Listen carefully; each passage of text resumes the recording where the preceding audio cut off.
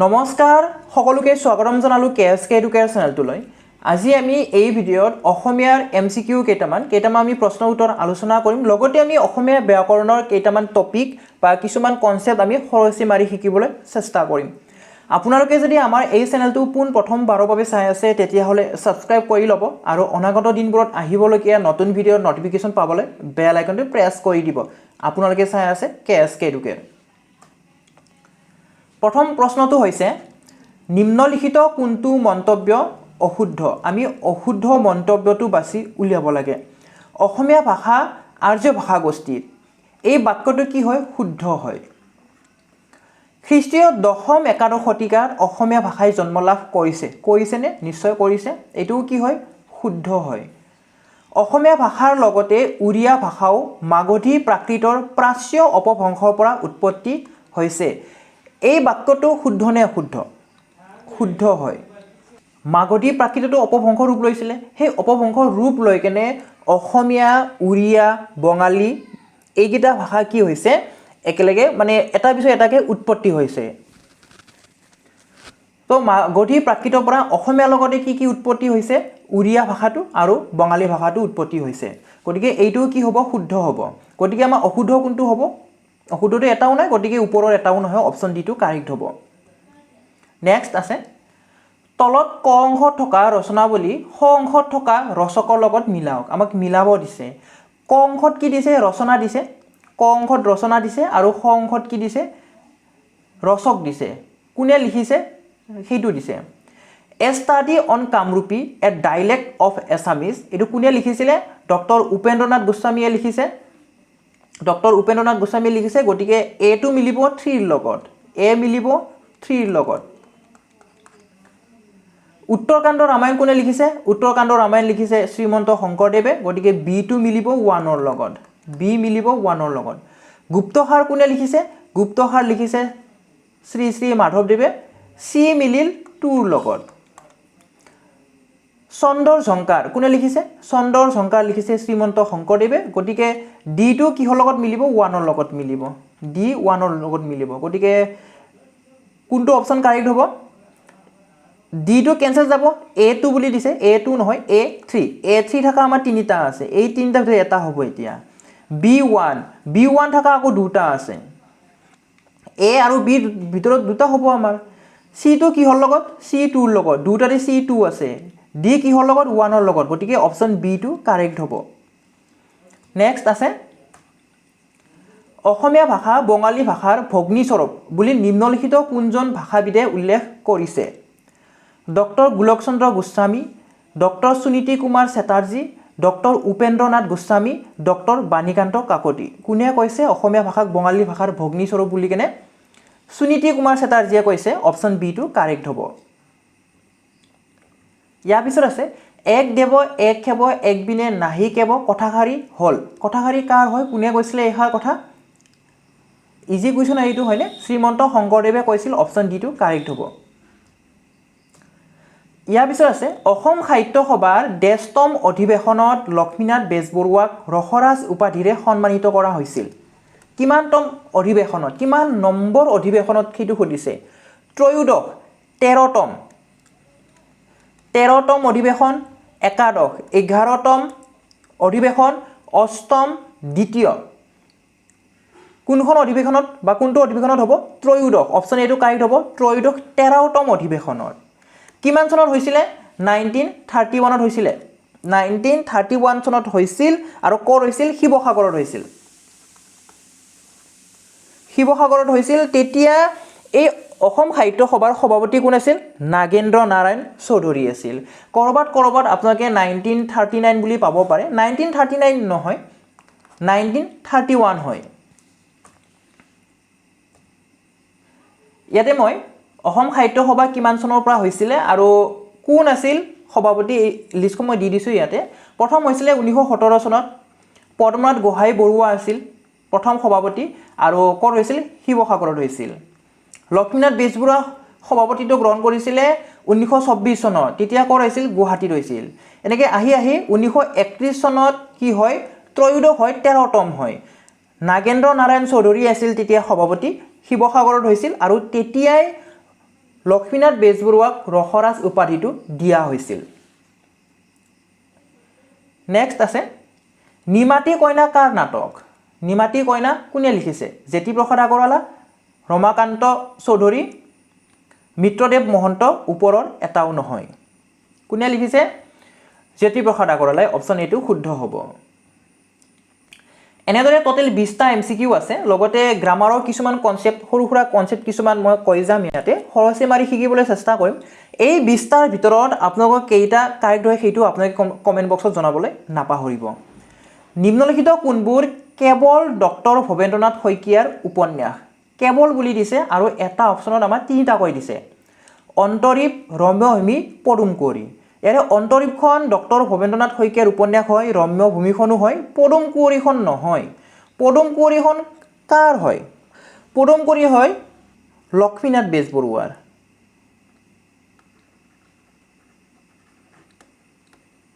লক্ষ্মীনাথ বেজবৰুৱাৰ। গতিকে আমাৰ অপশ্যন বিটোও কেঞ্চেল যাব। মৰমৰ দেউতা, ৰম্যভূমি এই দুখন ডক্টৰ ভৱেন্দ্ৰনাথ শইকীয়াৰ উপন্যাস হয়। মৰমৰ দেউতাখন কি উপন্যাস হয়? শিশু উপন্যাস হয়।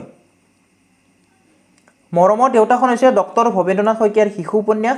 ৰম্যভূমিখন হয়, পদুম কুঁৱৰীখন নহয়। অপশ্যন চিটো শুদ্ধ হ'ব। মৰমৰ দেউতা, অন্তৰীপ, ৰম্যভূমি এইকেইখন কেৱল এইকেইখন কি হয়? ডক্টৰ ভৱেন্দ্ৰনাথ শইকীয়াৰ উপন্যাস হয়। বাকীবিলাকত কি আছে? অন্য লেখকৰো উপন্যাস আছে। লাহৰীখন ডক্টৰ ভৱেন্দ্ৰনাথ শইকীয়াৰ নহয়। লাহৰীখন কাৰ হয়? পদ্মনাথ গোহাঁই বৰুৱাৰ হয়।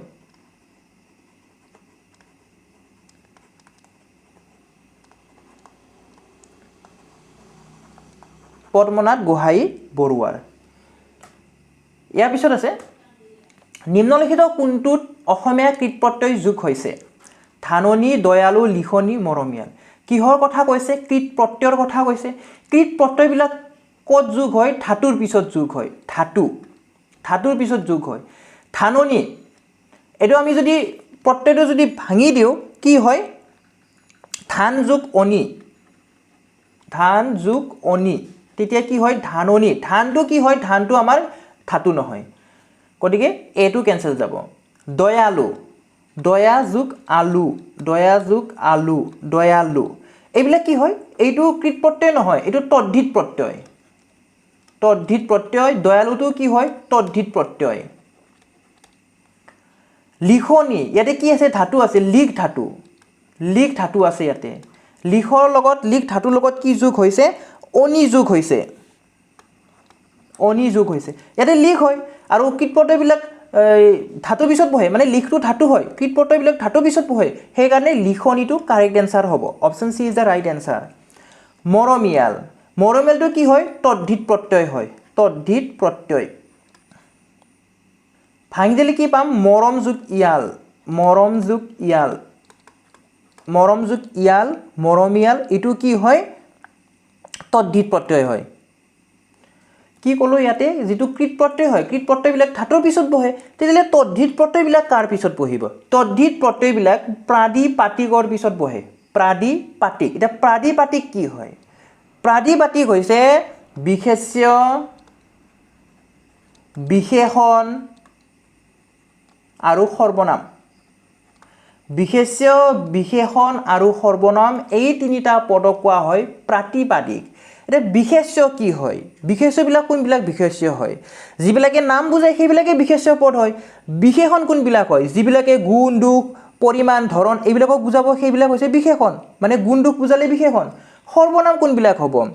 এই কেতিয়াবা বিশেষ্য পদবিলাক কি হয়? বাৰে বাৰে ব্যৱহাৰ হয় না, তো সেই বাৰে বাৰে ব্যৱহাৰৰ সলনি কি হয়? সৰ্বনামবিলাক যোগ কৰা হয়।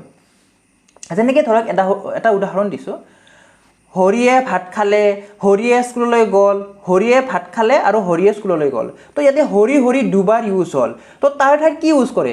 হৰিয়ে ভাত খালে আৰু সি স্কুললৈ গ'ল, সি আহিল। বাৰে বাৰে ব্যৱহাৰৰ ঠাইত কি আহিল? সি আহিল। তো সিটো কি হয়? সৰ্বনাম হয়। তো এইবিলাকৰ পিছতহে মানে বিশেষ্য, বিশেষণ, সৰ্বনাম এইবিলাকৰ পিছতহে কি হয়? তদ্ধিত প্ৰত্যয়বিলাক যোগ হয়।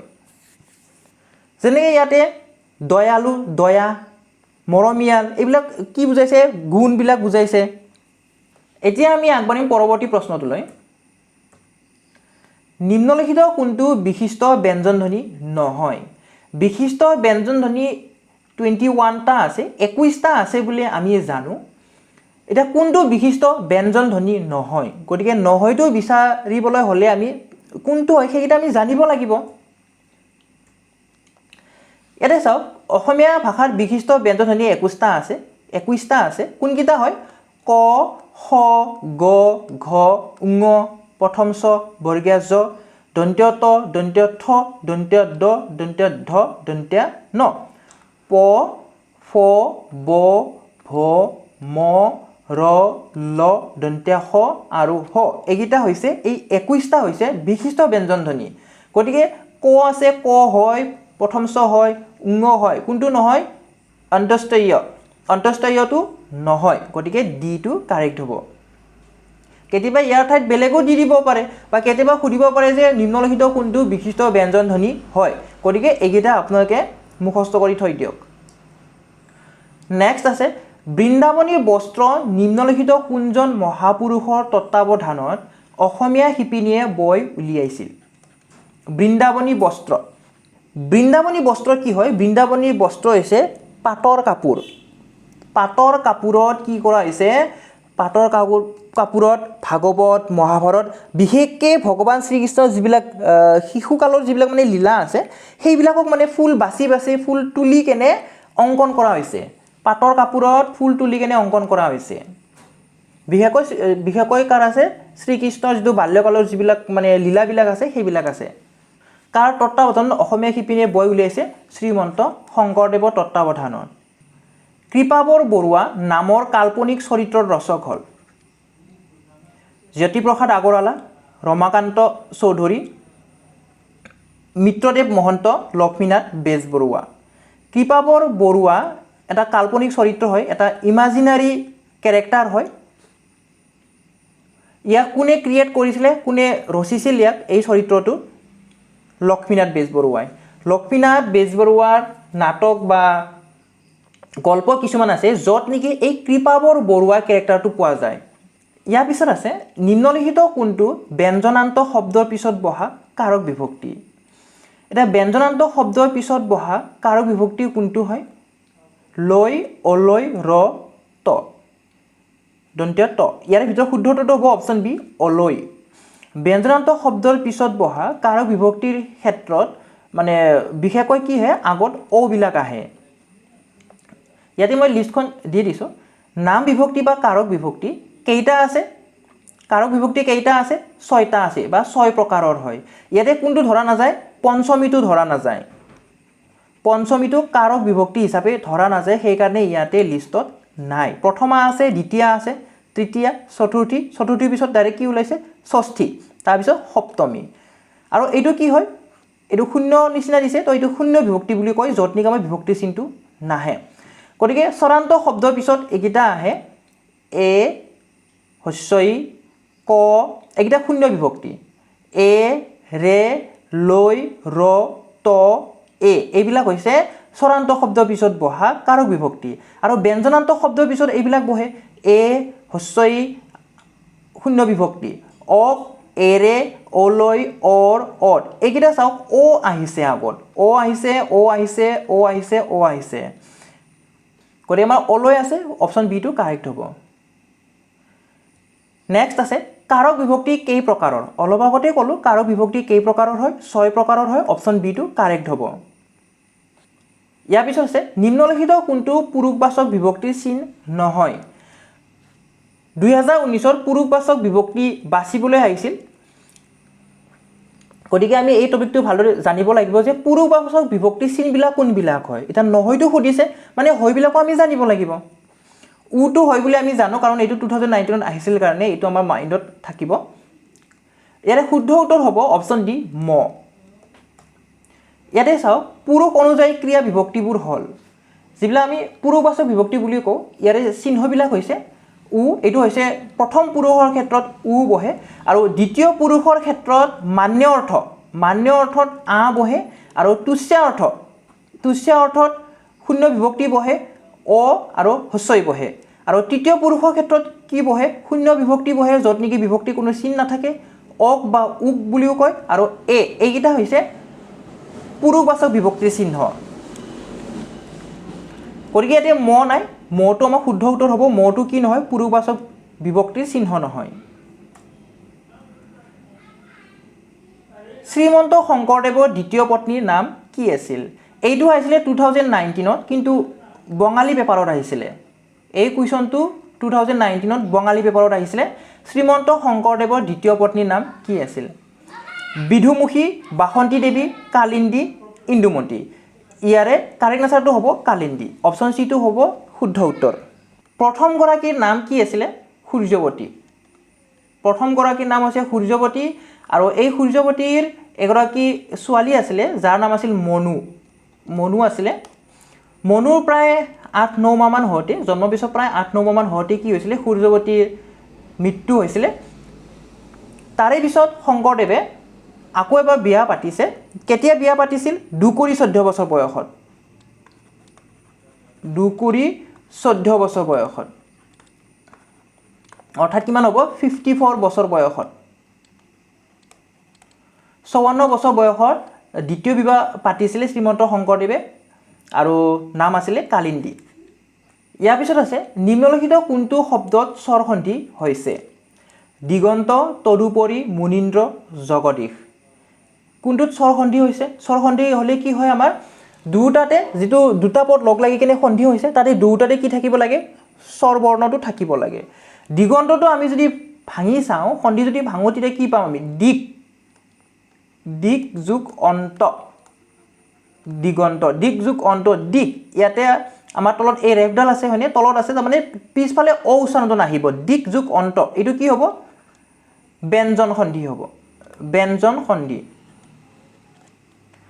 তদুপৰি ভাঙিলে কি পাম তদ যোগ উপৰি পাম তদুপৰি এইটো কি হয় ব্যঞ্জন সন্ধি হয় মুনীন্দ্ৰ মুনি যোগ ইন্দ্ৰ মুনি ইয়াতে কি আছে হস্যইকাৰ আছে হয়নে লাষ্টত হস্যইকাৰ আছে মানে হস্যই আছে পিছফালে হস্যই আছে দুটা আমাৰ স্বৰবৰ্ণ হ'লে সেইটো কাৰণে এইটো হ'ব স্বৰসন্ধি আমাৰ এই চি টো কাৰেক্ট আনসাৰ হ'ব জগদীশটো যদি ভাঙি চাওঁ তেতিয়া কি হ'ব জগত যোগ ইশ এটো কি হ'ব ব্যঞ্জন সন্ধি হ'ব এটো হ'ব ব্যঞ্জন সন্ধি অপশ্যন চি টো শুদ্ধ উত্তৰ হ'ব ইয়াৰ পিছত আছে নিম্নলিখিত কোনটো শব্দত ব্যঞ্জন সন্ধি হৈছে জগদীশ ক্ষিতিশ মুনীন্দ্ৰ মহিষ মুনীন্দ্ৰটো আমি অলপ আগতে পালো মুনীন্দ্ৰটো কি হয় স্বৰসন্ধি হয় গতিকে অপশ্যন চি টো কেনসেল যাব জগদীশটো যদি ভাঙি চাওঁ কি পাওঁ আমি জগত যোগ ইশ এইটো হৈছে আমাৰ ব্যঞ্জন সন্ধি অপশ্যন এ টো কাৰেক্ট হ'ব ক্ষিতিশটো যদি ভাঙো তেতিয়া কি পাওঁ আমি ক্ষিতি যোগ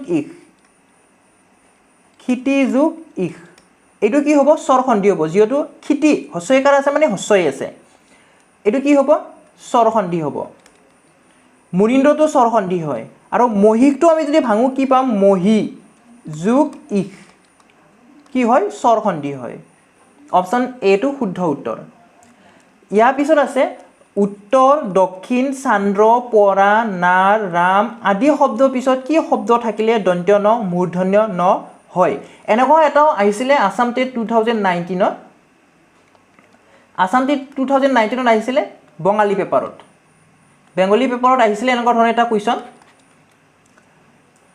উত্তৰ দক্ষিণ চান্দ্ৰ পৰা নাৰ ৰাম আদি শব্দ পিছত কি শব্দ থাকিলে দন্ত্য ন মূৰ্ধন্য হয় অয়ন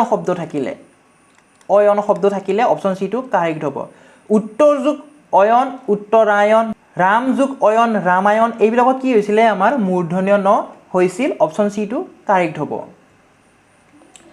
ইয়াৰ পিছত আছে ৰি কাৰৰ পিছত সদায় মূৰ্ধন্য খ আহে নিম্নলিখিত কোনটো ইয়াৰ উদাহৰণ ৰি কাৰৰ পিছত সদায় কি আহে মূৰ্ধন্য খ আহে কিন্তু ইয়াতো কিন্তু এক্সেপশ্যন আছে মানে যিবিলাক নি আমাৰ স্বাভাৱিকতে মূৰ্ধন্য খ হোৱাও কিন্তু আছে কৃষকটো কি হয় স্বাভাৱিকতে হোৱা এইটো ৰুল মানি কেনে হোৱা নহয় যুধিষ্ঠিৰ ইয়াতো আমাৰ ৰি নাই ৰিকাৰটোতো নাই ইয়াতে গতিকে এইটোতো এনেও কেনসেল যাব কৃষ্ণ এইটো শুদ্ধ হ'ব অপশ্যন চি টো শুদ্ধ হ'ব আৰু বৃষ এইটো কি হয় স্বাভাৱিকতে হোৱা হয় এই দুটা স্বাভাৱিকতে হোৱা গতিকে যিবিলাক স্বাভাৱিকতে হোৱা মূৰ্ধন্য খ স্বাভাৱিকতে মূৰ্ধন্য খ হয় সেইকেইটা আপোনালোকে কিছুমান শব্দ মুখস্থ কৰি থৈ দিব তেতিয়া বাছি উলিয়াওঁতে সহজ হয়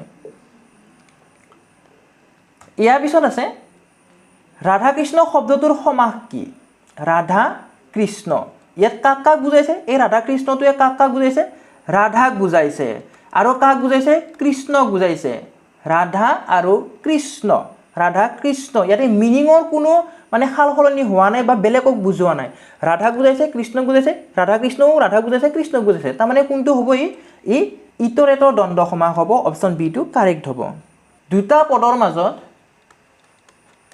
পদৰ মাজত আমাৰ সমাস হয় যদি নেকি এই দুটা পদৰ মাজত কি থাকে অৰ্থৰ যদি সংগতি থাকে তেতিয়া এই দুটা পদৰ মাজত কি হয় সমাস হয় সমাসটো প্ৰথমতে আহে দ্বন্দ্ব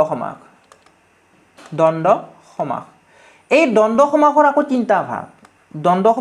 তিনিটা ভাগ এটা হৈছে ইতৰেতৰ দ্বন্দ্ব সমাস দ্বিতীয়টো হৈছে সমাহাৰ দ্বন্দ্ব সমাস আৰু তৃতীয়টো হৈছে একশেষ দ্বন্দ্ব সমাস তো ইতৰেতৰ দ্বন্দ্ব সমাসৰ ক্ষেত্ৰত কি হয় ইয়াতে মিনিঙৰ কোনো সালসলনি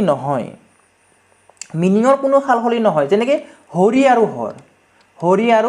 হৰ কি হ'ব হৰিহৰ হ'ব হৰিহৰ ব্ৰহ্মা বিষ্ণু আৰু কি হয় মহেশ্বৰ হয় ব্ৰহ্মা বিষ্ণু আৰু মহেশ্বৰ এইকেইটা কি কোৱা হয় ব্ৰহ্মা বিষ্ণু মহেশ্বৰ পাণ আৰু তামোল কি হ'ব পাণ তামোল কিবা সলনি হৈছে সলনি হোৱা নাই জাষ্ট ওচৰা ওচৰিকৈ বহাই দিছোঁ তো সেইটো কি সমাস হয় ইতৰেতৰ দ্বন্দ্ব সমাস হয় আৰু এইটো কিহৰ ভাগ হয় দ্বন্দ্ব সমাসৰে ভাগ হয় সমাহাৰ কেনেকুৱা ধৰণৰ হয় সমাহাৰ দ্বন্দ্ব সমাসৰ ক্ষেত্ৰত কি হয় এই নিজৰ লগতে বাকীবিলাককো বুজাবহি মানে কেনেকুৱা ধৰণৰ চাওক উদাহৰণ দিলে নিশ্চয় বুজিবলৈ সক্ষম হ'ব কাঁহী আৰু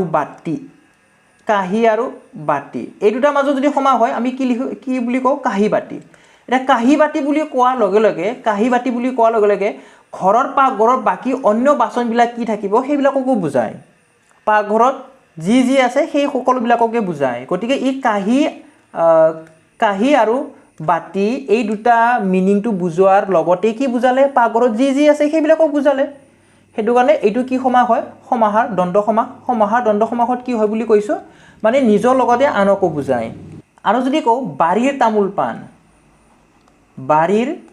পাণ এই বাৰীৰ তামোল পাণ বুলি কোৱাৰ লগে লগে আমাৰ বস্তিত তামোল পাণৰ লগতে কঁঠাল নাৰিকল কল মানে আমাৰ বস্তিত আমাৰ বাৰীত যি আছে চবকে বুজাব বাৰীৰ তামোল পাণ বুলি ক'লে কাক বুজাব আমাৰ বাৰীত যিবিলাক আছে চবকে বুজাব তো এইটো কি সমাস হ'ল সমাহাৰ দ্বন্দ্ব সমাস হ'ল তাৰপিছত একশেষ দ্বন্দ্ব সমাসত কি হয় একশেষ মানে এটা দি বাকীবিলাকক বুজাব লাগিব মানে কেনেকুৱা ধৰণৰ হয় চাপ'জ ৰাম হৰি